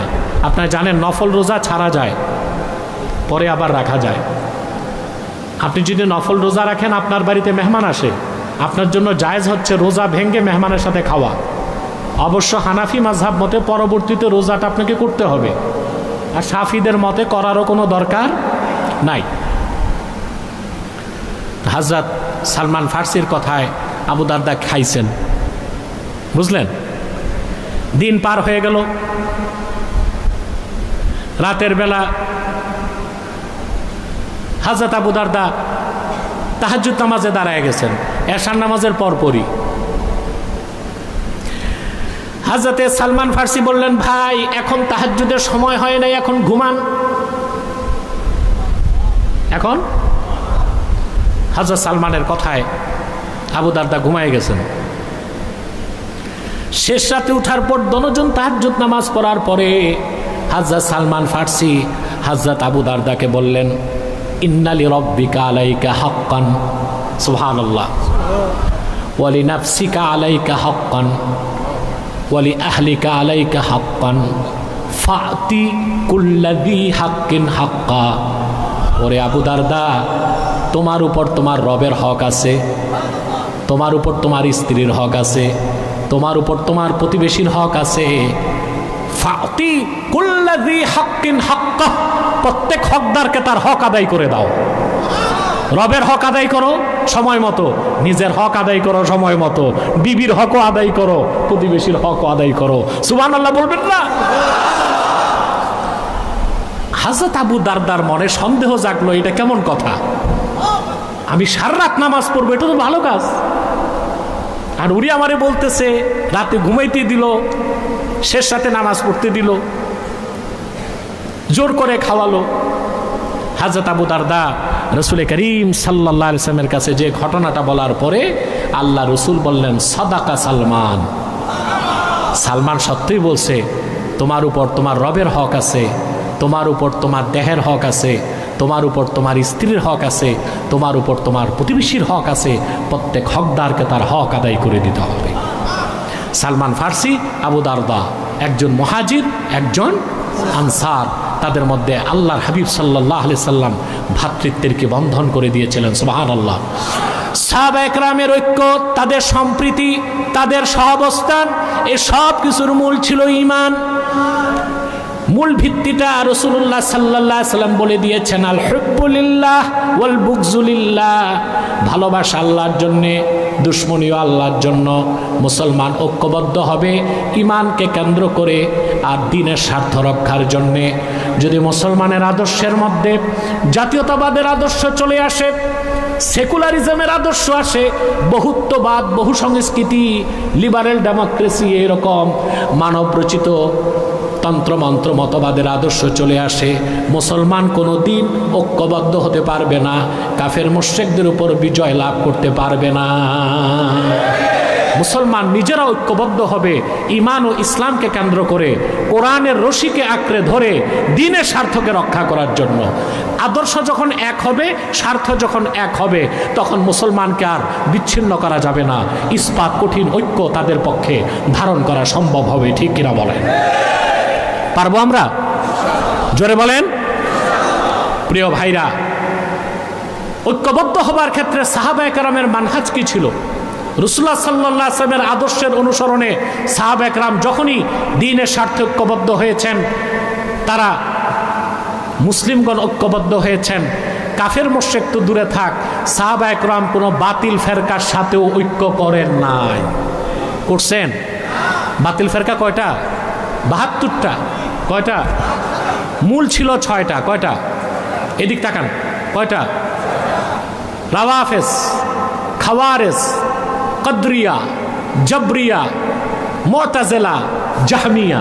কয়টা হইল? প্রত্যেকটা ১২ ভাগ হয়েছে। ৬ ১২ ৭২ ফেরকা। মূল ফেরকা কয়টা? ৬টা। এই যে অনেক ভাই বলে যে বেদাতিরা চিরকাল জাহান্নামে থাকবে, কথা তো ঠিক। ওটা কোন বেদাতি? ওই যে ৬ ফেরকা, পরে যারা ৭২ ফেরকা হয়েছে, তারা হচ্ছে ফিসফিল এতেকাদ, তাদের আকীদায় বেদাত ছিল, এই জন্য তারা সব বাতিল ফেরকা বলে গণ্য হয়েছে। আর তাদের অবস্থান হবে কই? জাহান্নাম। কিন্তু মুসলমানদের মধ্যে মাসলাকগত যে দ্বন্দ্ব আছে, এখানে বেদাতে সাইয়্যা কিংবা ফিসফিল এতেকাদ, আকীদাগত বেদাত খোঁজার কোনো দরকার নাই। মাসলাক মানি হচ্ছে হকপন্থী, ফেরকা মানি হচ্ছে বাতিলপন্থী। কোনো বাতিলপন্থীদের সাথে, কোনো ফেরকার সাথে মুসলমান ঐক্যবদ্ধ হইতে পারে না। মাসলাকগুলো ঐক্যবদ্ধ হইতে পারে, ফেরকাগুলোর সাথে এক হইতে পারে না। ফেরকা কয়টা? জোরে বলেন। ৬টা হয়েছে। কয়টা? ৭২টা। ৭২টা ফেরকা। মনে কষ্ট নেবেন না, বাংলাদেশে ৭২ ফেরকার লোকই আছে। এই জন্য এই দেশের মানুষকে এক করা খুব কঠিন। এক করা খুব, এখানে কাফের মুশরিক বেঈমানরা তো আছেই, সাথে ৭২ ফেরকার মানুষও আছে। আমি একটি হাদিস শোনাচ্ছি আপনাদেরকে। হাদিসটি وأخرج أبو داود في سننه من حديث معاوية بن أبي سفيان عن النبي صلى الله عليه وسلم। হযরত মুআবিয়া ইবনে আবি সুফিয়ান থেকে হাদিসটি ইমাম আবু দাউদ তার সুনানে উল্লেখ করেছেন। قال ألا إن من قبلكم من أهل الكتاب افترقوا على 72 ملة وإن هذه الملة ستفترق على 73 72 في النار وواحدة في الجنة। রাসূলুল্লাহ সাল্লাল্লাহু আলাইহি ওয়াসাল্লাম ইরশাদ করেছেন, তোমাদের পূর্বে যারা ছিল, বনি ইসরাইল বিশেষ করে, বুঝলেন? ওটা অন্য রেওয়ায়েতে আসছে, তারা ৭২টা ফেরকায় বিভক্ত হয়েছিল। কটা ফেরকায়? অন্য রেওয়ায়েতে এসেছে মুসা নবীর সময় বনি ইসরাইল ৭১ ফেরকায় ভাগ হয়েছে, ঈসা নবীর সময় ৭২ ফেরকায় ভাগ হয়েছে। আল্লাহর হাবিব বলেছেন আমার উম্মত ৭৩ ফেরকায় বিভক্ত হবে, ৭২টাই জাহান্নামে যাবে, একটা ফেরকা জান্নাতে যাবে। ওই ফেরকাটার নাম আহলুস সুন্নাহ ওয়াল জামাআহ। তাদের নাম কি? আহলুস সুন্নাহ ওয়াল জামাআহ। আহলুস সুন্নাহ, সুন্নাহ কি? আম্মা সুন্নাতু ফাহিয়া মা সান্না রাসূলুল্লাহ সাল্লাল্লাহু আলাইহি ওয়াসাল্লাম ওয়াল জামাআতু মাত্তাফাকা আলাইহিস সাহাবা। রাসূলুল্লাহ সাল্লাল্লাহু আলাইহি ওয়াসাল্লাম নীতি হিসেবে যারা নির্ধারণ করেছেন ওইটাই হচ্ছে সুন্নাত। আর রাসূলুল্লাহ সাল্লাল্লাহু আলাইহি ওয়াসাল্লামের নীতির অনুসরণে যেই বিষয়ে সাহাবায়ে কেরাম একমত হয়েছে ওটা হচ্ছে জামাত। ওটা কি? জামাত। এটার অনুসরণীয় হচ্ছে আহলুস সুন্নাহ ওয়াল জামাত। তাহলে আহলুস সুন্নাহ ওয়াল জামাতের মধ্যে মাসলাকগত দ্বন্দ্ব থাকতে পারে, কারো টুপি গোল, কারো লম্বা, কেউ মিলাদ শরীফে দাঁড়ায় সালাম পড়বে, কেউ দাঁড়ায় সালাম পড়াটাকে ফরজ ওয়াজিব মনে করলো না, বসে থাকলো। এগুলো হচ্ছে মাসলাকগত দ্বন্দ্ব। এগুলোকে আমরা ফেরকাগত দ্বন্দ্বের মতো মনে করি বাংলাদেশে। সেজন্য একজন একজনের দিকে তাকায় না, একজন একজনের সালাম নেয় না, ঠিক না বলেন? একজন মাহফিলে আসলে আরেক মাসলাকের লোক ওয়াজ শুনতে যায় না। যে সম্পর্কটা হবে বাতিল ফেরকার সাথে, আমরা সেই রকম উৎকট উদ্ভট বিষ বাষ্প ছড়ায় দিচ্ছি নিজেরা মাসলাকগত দ্বন্দ্ব করে। এটা আমাদের ভবিষ্যৎকে অন্ধকার করবে এবং কাফের মুশরিকদেরকে তাদের স্বার্থ হাসিল করার জন্য বাংলাদেশে একটা বড় ধরনের সুযোগ করে দিবে। মাসলাক আমারটা আমার থাক, তোমারটা তোমার থাক। এখন তুমি যখন ফতুয়া দিবা আমাকে বেদাতি, আমি তো তখন তোমার দাঁত গণব, ঠিক না? সূত্রপাত তো এখানে। এখন একজন বলবে আপনার টুপি এটা কি সুন্নত নাকি? তা আমি যদি প্রশ্ন করি শুধু টুপি পরা সুন্নতে রসুল, একটা দলিল দেখাও। শুধু টুপি পরাই তো সুন্নত না, সুন্নতে সাহাবা। অবশ্যই সুন্নতে রাসূল হবে তখন যখন টুপির সাথে পাগড়ি থাকবে। গোড়ায় খবর নাই, কিন্তু এখানে ফতোয়া দেখতেছে আপনার তো করলি ঠিক নাই, আপনারটা বেশি ওসা, তারটা আরো খাটো। ভাই, টুপি জুব্বা কুর্তা নিয়ে ঝগড়া করতে করতে বিজাতি যখন সুযোগ নিবে, কল্লাই তো থাকবে না, তো টুপি লাগাবা কই? শুধুমাত্র কাফের মুশরিকদের তাসাব্বুহ বা সাদৃশ্য হয় এই রকম টুপি লাগানো যাবে না। ওরফে যেটাকে টুপি মনে করা হয় সেটা পড়লে সোয়াব পেয়ে যাবে। কথাটা বুঝেন নাই? আবার ভুল বুঝেন না যে আমি বলছি টুপি পরা সুন্নত না, সুন্নতে রাসূল না, শুধু টুপি পরা সুন্নতে সাহাবা। শুধু টুপি পরা রাসূলুল্লাহ সাল্লাল্লাহু আলাইহি ওয়াসাল্লামের সুন্নত হবে তখন যখন টুপির সাথে কি থাকবে? পাগড়ি থাকবে। কথাটা বুঝতেছেন ভাই? প্রিয় ভাইরা, ৭২টা ফেরকা, তাদের কারো সাথে আমাদের কোনো ঐক্য হতে কথা বলেন পারে না। সেজন্য ইসলামের ইতিহাস আমাদেরকে প্রমাণ দেয়। ক্রুসেড যুদ্ধের সময়, ক্রুসেড যুদ্ধ হয়েছে ৭ বার। কয়বার? এই ৭বার ক্রুসেড যুদ্ধে, শত শত বছরের যুদ্ধে সব সময় মুসলমানদের সাথে ইহুদি খ্রিস্টানদের সাথে ঐক্য করেছিল শিয়া সম্প্রদায়, আর মুসলমানদের বিরোধিতা করেছিল। হযরত আলী রাদিয়াল্লাহু তাআলা আনহুর জামানায় দ্বন্দ্ব হয় নাই। হযরত আলীর দ্বন্দ্ব ছিল খারিজিদের সাথে। কাদের সাথে? খারিজিদের অবস্থান ছিল ইরাকের হারুরাতে। কোথায়? খারিজিদেরকে বুঝাতে হযরত আলী 3 বার পাঠালেন হযরত ইবনে আব্বাসকে। কতবার? 3 বার। 3 বার তারা বুঝলো না। পরিশেষে হযরত আলী তাদের বিরুদ্ধে যুদ্ধ করেছেন। 12,000 খারিজির মধ্যে 8,000 যুদ্ধে নিহত হয়েছে, 4,000 পরাজিত হয়ে পালায়ে গেছে। প্রশ্ন হলো কেন? খারিজিরা তো নামাজ পড়তো 5 ওয়াক্ত। ইবনু মাজার হাদিসে এসেছে আল্লাহর হাবিব সাবধান করে গেছেন সাহাবায়ে কেরামকে, এমন একটা কম বা দল বের হবে যাদের নামাজ দেখলে তোমাদের নামাজকে তুচ্ছ মনে হবে, যাদের রোজা দেখলে তোমাদের রোজাকে তুচ্ছ মনে হবে। ইয়াকরাউনাল কোরআন, যারা কোরআন পড়বে, কিন্তু কোরআন তাদের কণ্ঠলানির নিচে নামবে না। এই খারিজিদের সাথে হযরত আলী যুদ্ধ করলেন। ৮,০০০ খারিজি যুদ্ধে নিহত হলো, ৪,০০০ খারিজি চতুর্দিক পালায় গেল। কেন? হযরত আলী কি ঐক্য করতে পারতেন না? কথা বলেন, কেন করলেন না? বাতিল ফেরকা কি? অথবা এখনো যারা সুন্নি আর শিয়া ঐক্য করতে চায় তাদের মানহাজ ভুল, তাদের কনসেপ্ট ভুল। কোনোদিন শিয়াদের সাথে আহলুস সুন্নাল জামাত ঐক্য করতে পারে না। সেই ঐক্য হতে পারে বাণিজ্যিক, হতে পারে সামরিক, হতে পারে আমদানি রপ্তানি, হতে পারে অন্যরকম, কিন্তু ভ্রাতৃত্ব কিংবা কোনো সংস্থা কিংবা কোনো ঐক্যবদ্ধ প্ল্যাটফর্মে আহলুস সুন্নাল জামাত কোনো বাতিল ফেরকাকে নিতে পারে পারে আহলুত তাশাইয়ুদের ব্যাপারে একটু সাবধান করে দিচ্ছে আপনাদের। শিয়া সম্প্রদায় এর ইসনা আশারিয়া বা 12টা সম্প্রদায় তারা, কিন্তু মূল দুই ভাগ, একটা আহলুত তাশাইয়্যু কুবরা আর একটা আহলুত তাশাইয়্যু সুগরা। একদল হচ্ছে ছোট শিয়া, আরেক দল হচ্ছে বড় শিয়া। যারা ছোট শিয়া, যারা সাহাবা একরামকে গালিগালাজ করে না, কোরআনকে আমাদের মতোই বিশ্বাস করে, শুধু হযরত আলীর ফজিলত বেশি বলে, তাদের ক্ষেত্রে আমরা বলি তারা বেদাতি। কিন্তু আহলুত তাশাইয়্যু কুবরা, তাদের বিশ্বাস হচ্ছে সাহাবা একরাম কোরআনের মধ্যে পরিবর্তন করছেন, আমরা তাদেরকে মুসলমান মনে করি না। অতএব ভাইরা, আমাদের ঐক্যের ভিত্তি হবে ঈমান এবং ইসলাম, স্বার্থ হবে দিন, আর ঐক্যবদ্ধ হতে হবে কোরআন ও সুন্নাহকে আঁকড়ে ধরে। পারবো তো ইনশাল্লাহ আমরা? অনেক রাত হয়ে গেছে, আর আমি আপনাদেরকে কষ্ট দিচ্ছি না। শুধুমাত্র বাংলাদেশের পরিস্থিতিতে কয়েকটা কথা বলেই শেষ করে দিচ্ছি আমার বক্তব্য। বাংলাদেশে এই বসে থাক, শেষ মানে কি উঠে যাচ্ছি? শেষ তো করি নাই, করব। আরে আজকে 15 দিনের মুনাজাত আল্লাহ তো কবুল করে নেবেন, বিশ্বাস আছে না? একটু পরে আমি মুনাজাত করে দিচ্ছি। বাংলাদেশের দৃষ্টিকোণ থেকে ঐক্যের ব্যাপারে আমি বলবো, বাংলাদেশ এখন চরম রাজনৈতিক অস্থিরতার দিকে যাচ্ছে।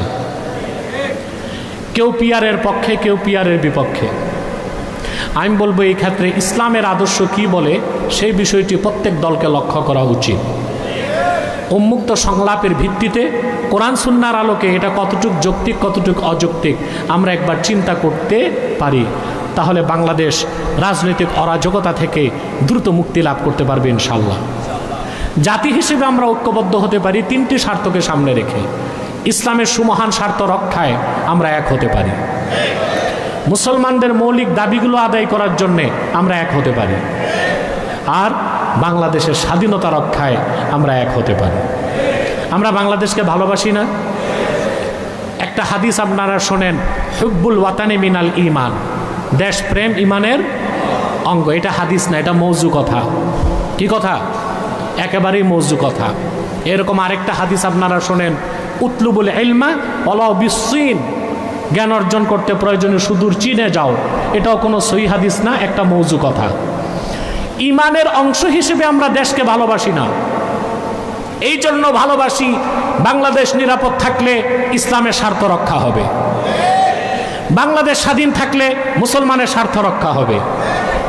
এখানেও যে বাংলাদেশকে আমরা ভালোবাসি সেটাও দ্বীনের স্বার্থে, কারণ আমরা বস্তু পূজায় বিশ্বাসী নই। ভূখণ্ডকে পূজা করবো আমরা? কথা বলে না। কেন ভালোবাসি? দ্বীনের স্বার্থে। তাহলে ইসলামের সুমহান স্বার্থ রক্ষায়, মুসলমানদের মৌলিক দাবিগুলো আদায়ে, আর বাংলাদেশের স্বাধীনতা রক্ষায় আমরা এক হতে পারি। আর এই মুহূর্তে আমাদের ঐক্যবদ্ধ হবার কোনো বিকল্প নাই। একটি বড় ধরনের আযাব থেকে দেশ মুক্ত হয়েছে, আরেকটি আযাব ধেয়ে আসতেছে বাংলাদেশে আটলান্টিকের ওপার থেকে। তা যদি প্রতিহত করতে চান, সকল দল ও মাসলাকের মুসলমানকে এই মুহূর্তেই ঐক্যবদ্ধ হতে হবে। আমরা যদি সকল দল ও মুসলমান দ্বীনের স্বার্থে ঐক্যবদ্ধ হতে পারতাম, তাহলে বাংলাদেশকে অচিরে একটি ইসলামী রাষ্ট্র বানাতে পারতাম। আমাদের প্রত্যেক মুসলমানের এটা স্বপ্ন, স্বপ্ন কিনা বলেন? কিন্তু আমরা তো এক হইতে পারতেছি না। ইসলামপন্থী রাজনৈতিক দলগুলো এক হচ্ছে নিজেরা নিজেরা, না এই একে হবে না।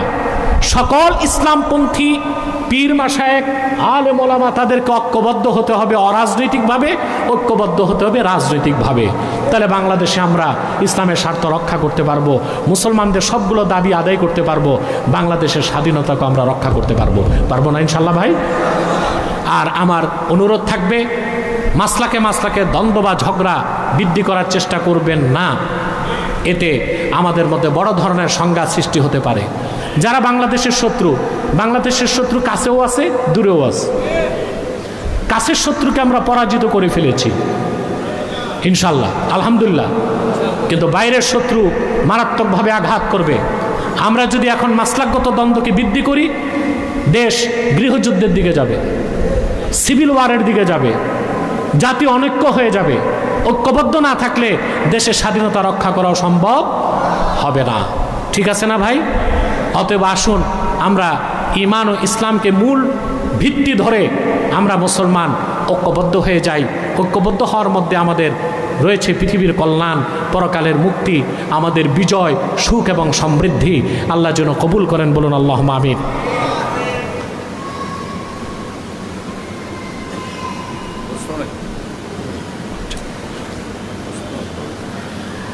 কথা বুঝতে পেরেছেন? যে কথাটা বলেছিলাম স্লিপ অফ টাং হইল কি না আমি জানি না। আল্লাহ বলেছেন, ইয়া আইয়ুহাল্লাযীনা আমানু লা তাত্তাখিযু আবাআকুম ওয়া আবনাআকুম আউলিয়া ইন ইসতাহাব্বুল কুফরা আলাল ঈমান। হে মুমিনগণ, তোমরা তোমাদের পিতাদেরকে, তোমরা তোমাদের সন্তানদেরকে আপন হিসেবে, বন্ধু হিসেবে গ্রহণ করো না যদি তারা ঈমানের উপর কুফরকে প্রাধান্য দেয়। হ্যাঁ, যদি ঈমানের উপর কুফরকে প্রাধান্য দেয়, যদি ঈমানকে পছন্দ না করে কুফরকে পছন্দ করে, কুফরকে প্রাধান্য দেয়, তাহলে তোমরা তাদেরকে বন্ধু হিসেবে গ্রহণ করো না। আরেকটি প্রশ্নের কোনো উত্তর আমি দিচ্ছি না, আর কোনো ব্যক্তিকে নিয়েও আমি প্রশ্নের উত্তর দিব না। এতে আমি যে ঐক্য চাই, ঐক্য আর থাকে কই বলেন? অথবা আমি জরুরি যে কথা, সে কথা বলেই শেষ করে দিচ্ছি। এখানে একটু আমি সময় দিচ্ছি। তাহলে মাসলাকগত দ্বন্দ্ব আর করবেন, আর মুখস্থ ফটাফট ফতুয়া দিবেন না, এটা বেদাত, এটা সুন্নত, আগে বুঝতে হবে। ঠিক না ভাই? বিদাতের মধ্যে তো বেদাতে হাসানাও আছে না? আমরা কি বেদাতে হাসানা করি না? কথা বলেন। এই যে আমরা বাংলাদেশে তাফসিরুল কোরআন মাহফিল হয় না? সাহাবায়ে কেরাম কি এই কাইফিয়াতে করতেন? মূল উদ্দেশ্য ঠিক আছে, কাইফিয়াত ভিন্ন, তাই বলে এটাকে কেউ নাজায়েজ হারাম বলবে, বেদাত বলবে? সিরাতুন নবী সাল্লাল্লাহু আলাইহি ওয়াসাল্লাম ব্যানারে মাহফিল হয় না? যেই কাইফিয়াতে আমরা করি, এই কাইফিয়াতে সাহাবায়ে কেরাম করেছেন। মূল বিষয়টা ঠিক আছে, কাইফিয়াতের ভিন্নতার কারণে এটাকে কেউ বেদাত হারাম শিরক বলে? তো শুধু ঈদে মিলাদুন্নবী সাল্লাল্লাহু আলাইহি ওয়াসাল্লাম যে কাইফিয়াতে আমরা ঈদে মিলাদুন্নবী সাল্লাল্লাহু আলাইহি ওয়াসাল্লাম পালন করি, কাইফিয়াত যদি এভাবে সাহাবায়ে কেরামের যুগে নাও ছিল, তাই বলে এটাকে বেদাত বা শিরক বলে দ্বন্দ্ব সৃষ্টি করাটা চরম পর্যায়ের নির্বুদ্ধিতা ছাড়া আর কিছুই হবে না।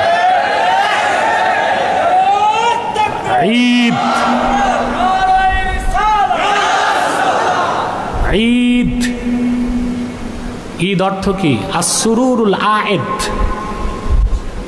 খুশি না, যে খুশিটা বারবার ফিরে যে খুশিটা আসরুরুল আয়েদ। তো পারিভাষিক অর্থে ঈদ দুইটা, একটা ঈদুল ফিতর, একটা ঈদুল আযহা। কিন্তু শাব্দিক অর্থে অনেকগুলো দিনকে হাদিসে ঈদ বলা হয়েছে। প্রত্যেক জুমার দিন ঈদের দিন, প্রত্যেক আরাফার দিন, প্রতি বছর আরাফার দিন ঈদের দিন। আপনি যেদিন বিয়ে করছেন, বছর ঘুরে যখন ফিরে আসে আনন্দ লাগে না? ওটাও ঈদের দিন। আপনি যেদিন জন্মগ্রহণ করছে, আমার জন্মদিনটা আমার ঈদের দিন। যেই ঘটনা ঘটে একবার, মনে পড়ে বারে বার, মনে পড়ে যতবার, তাকে বলে ঈদ। আল্লাহর আখিরি নবী মুহাম্মদ সাল্লাল্লাহু আলাইহি ওয়াসাল্লাম আজ থেকে ১৫০০ বছর আগে মক্কাতুল মুকাররমায় হযরতে আমেনার নূরময় রেহেম থেকে তাশরিফ নিয়ে এসেছেন। সুবহে সাদেকের সময়, রাতের শেষ সময়, দিনের শুরু। সুবহানাল্লাহ। কারণ আল্লাহ রাতকেও খুশি করছেন, দিনকেও খুশি করছেন। সেই রাতকে বলা হয় লাইলাতু মৌলিদিল মুস্তাফা। সুবহানাল্লাহ। প্রতি বছর রবিউল আউয়াল মাস আসলেই ১৫০০ বছর আগে সেই লাইলাতু মৌলিদিল মুস্তাফার কথা মনে জাগলে প্রতিটি মুমিনের হৃদয়ে আনন্দের হিল্লোল বয়ে যায়। শরীয়তের সীমার মধ্যে থেকে মুমিন যদি আনন্দ উৎসব করে, জায়েজ তরিকায়, সুন্নত তরিকায়, মুস্তাহাব তরিকায়, সিরাতুন নবী নামে মাহফিল করে বা মিলাদুন নবী নামে ওয়াজ মাহফিল করে, হামদনাত পড়ে, জিকির ফিকির করে, তাবাররুক বিতরণ করে, খাস মুনাজাত করে, তাকেই তো বলা হয় মাহফিলে ঈদে মিলাদুন নবী।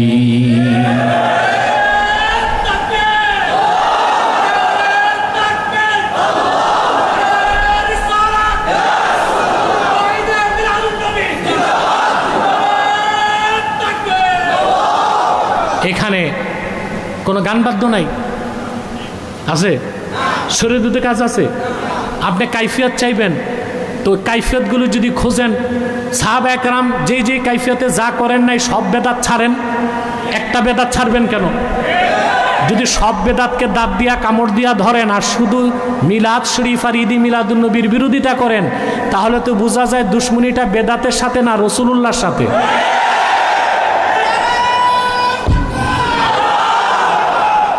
আহলে আরব সাল্লাল্লাহু আলাইহি ওয়াসাল্লাম, আহলে আরবের মানহাজ ভিন্ন।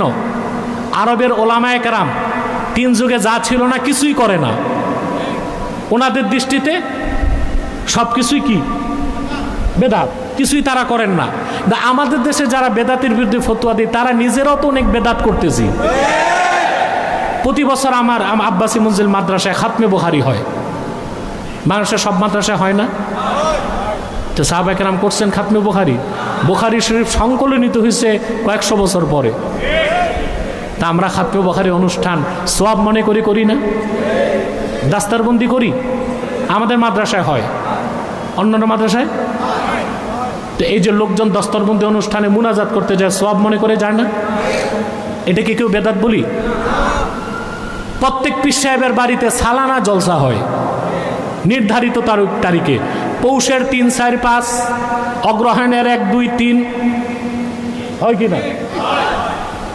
মাসও বাধা, দিনও বাধা। এখানে আমরা সব মাসলাকের লোক সালানা জলসা করতেছি, কেউ বেদাত বলে? তো বেদাতের সংজ্ঞায় যদি যান, সবই তো বেদাত। করেন কেন? বলবেন বেদাতে হাসানা। বেদাতে হাসানা বলে যদি কিছু থাকে, তাহলে ঈদে মিলাদুন নবী সাল্লাল্লাহু আলাইহি সাল্লামের মাহফিল বেদাতে হাসানা হিসেবে সবচেয়ে উত্তম বেদাতে হাসানা। কেন ভাই? তোমরা যদি এত স্লোগান দাও তা আমি কথা বলবো কেমন করে? সাহাবায়ে কেরাম নিজেরাও বেদাতে হাসানাকে মানতেন। এই যে কেউ কেউ বলে 3 যুগে যা ছিল না তাই বেদাত, এটা মূর্খতা। সাহাবায়ে কেরামের যুগেও বেদাত ছিল, এটা বেদাতে হাসানা ছিল। বুখারী শরীফে হাদিস নাম্বার 1103, কত নাম্বার?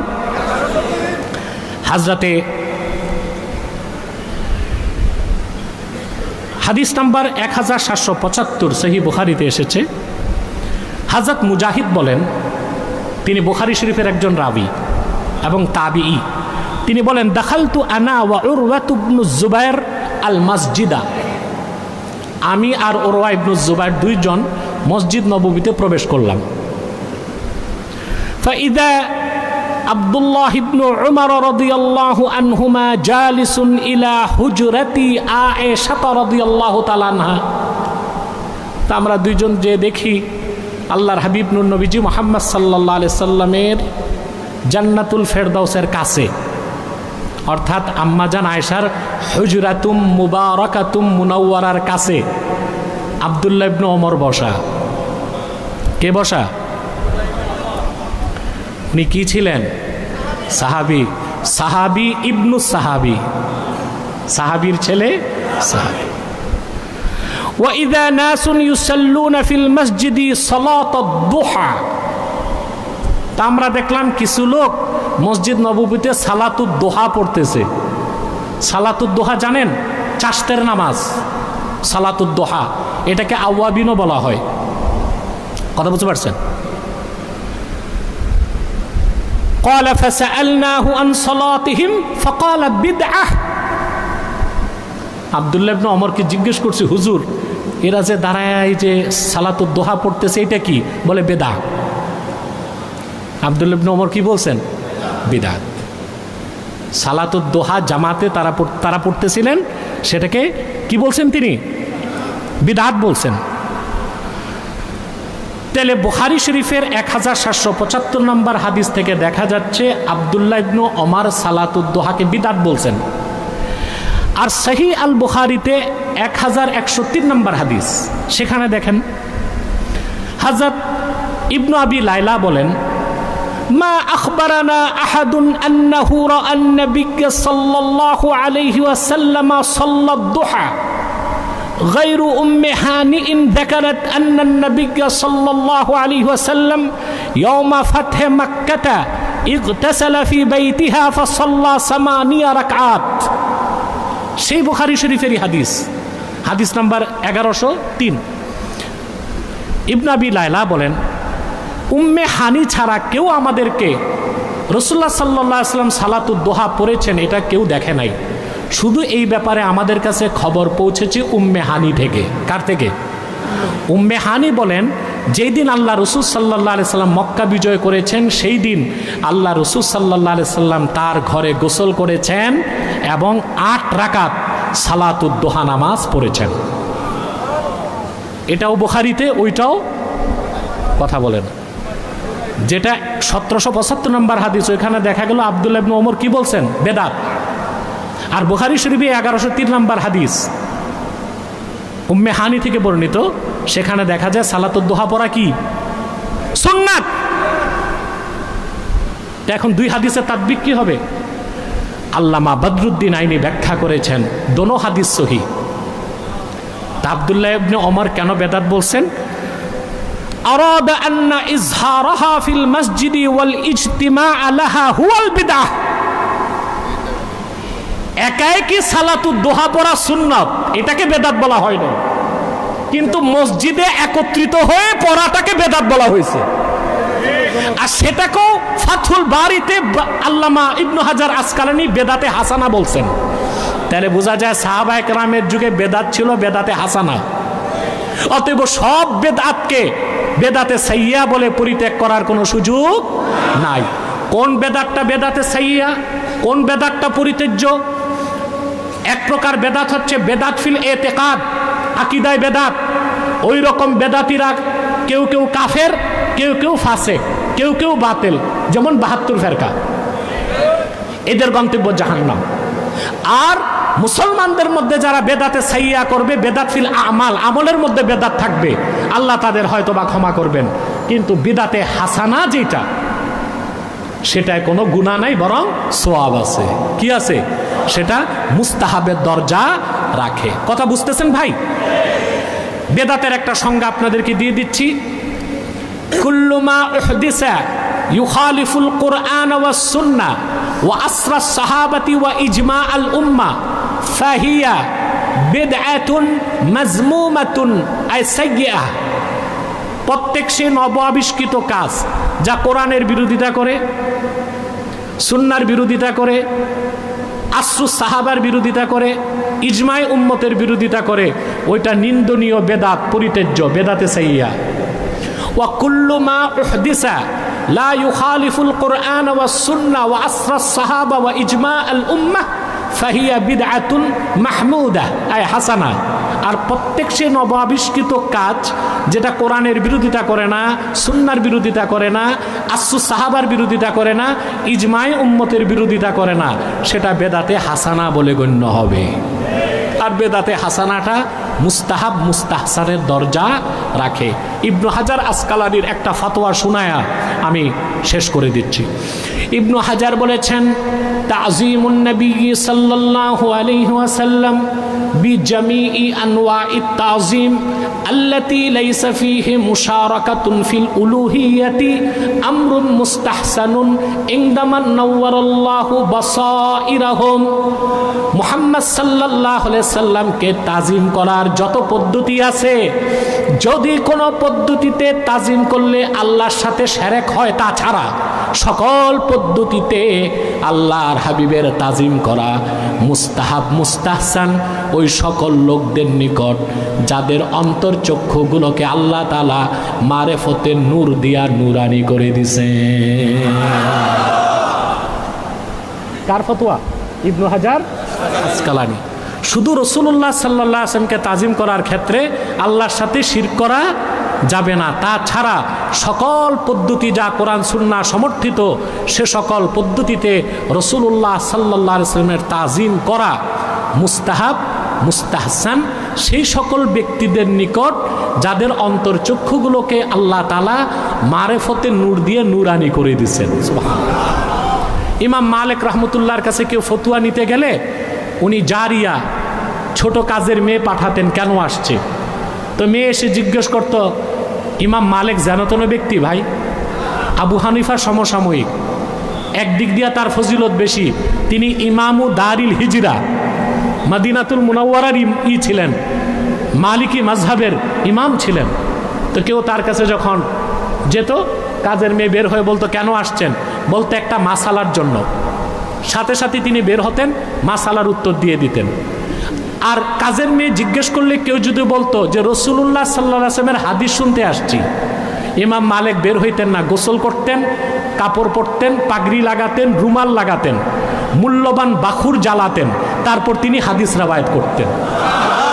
হ্যাঁ আরে ভাই, ইমাম মালিকের এই তাজিম ছিল রাসূলুল্লাহর হাদিসের প্রতি। তিনটা জিনিস মনে রাখতে হবে: তাজিমুন নবী, মাহাব্বাতুন নবী, সুন্নাতুন নবী। রাসূলুল্লাহ সাল্লাল্লাহু আলাইহি ওয়াসাল্লামের সুন্নাহ শুধু অনুসরণ করলে হবে না, রাসূলুল্লাহর তাজিম আর ভালোবাসা অন্তরে থাকতে হবে। তারপর রাসূলুল্লাহর সুন্নতের অনুসরণ করলে আপনি ফল পাবেন, আপনার অন্তরে নূর পয়দা হবে, আপনি হেদায়েত পাবেন। আর যদি রাসূলুল্লাহ সাল্লাল্লাহু আলাইহি ওয়াসাল্লামের তাজিম আর মাহাব্বত অন্তরে না থাকে, সুন্নতের অনুসরণ করলে আপনি কোনো লাভ পাবেন না। যেমন আব্দুল্লাহ বিন উবাই রাসূলুল্লাহর পিছনে নামাজ পড়ে কোনো লাভ করতে পারে নাই। আব্দুল্লাহ বিন উবাই নামাজ পড়তো, জামাতে নামাজ পড়তো, আল্লাহর হাবিবের পিছনে মসজিদ নববীতে জুব্বা পড়তো, পাগড়ি লাগাতো, তার দাড়ি ছিল, কিন্তু ঈমান ছিল না। সেজন্য আল্লাহর হাবিবের তাজিম আর মাহাব্বত তার অন্তরে ছিল না, সে সুন্নতের অনুসরণ কোনো কাজে আসে নাই। তো ঈদে মিলাদুন্নবী সাল্লাল্লাহু আলাইহি ওয়াসাল্লামের মাহফিল যে করা হয়, এটাও নাওউম মিন আনওয়াইত তাজিম। রাসূলুল্লাহ সাল্লাল্লাহু আলাইহি ওয়াসাল্লামের তাজিম প্রকাশ করার জন্যেই এই মাহফিলটা আমরা করে থাকি, ঠিক না ভাই? কোনো সমস্যা নাই, সিরাতুন নবী ব্যানারও মাহফিল করা যাবে, ঈদে মিলাদুন্নবী সাল্লাল্লাহু আলাইহি ওয়াসাল্লাম ব্যানারও মাহফিল করা যাবে। কারণ সিরাত যার, মিলাদ তার। আল্লাহ রসুল, আল্লাহর হাবিব, নবীগণের মাথার তাজ মুহাম্মদ সাল্লাল্লাহু আলাইহি সাল্লামের সিরাত অস্বীকারীও কাফের, মিলাদ অস্বীকারীও কাফের, কোনো সন্দেহ নাই।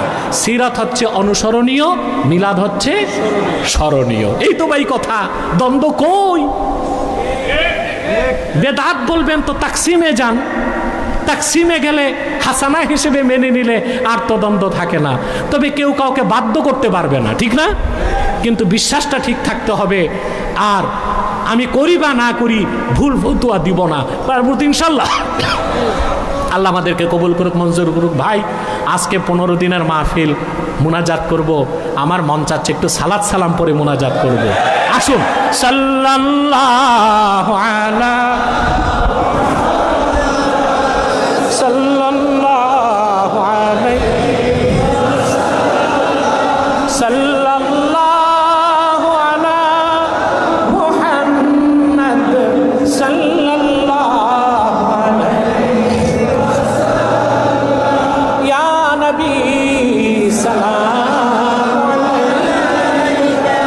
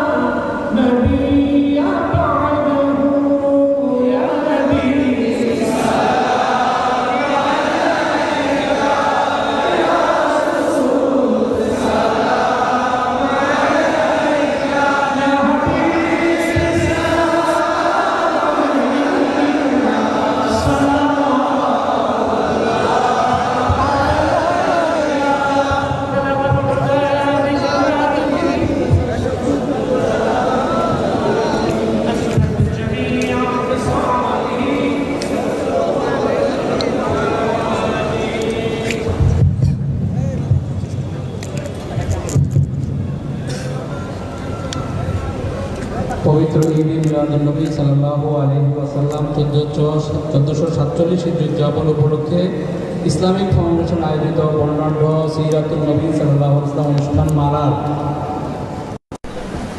একেবারে শেষ প্রান্তে আমরা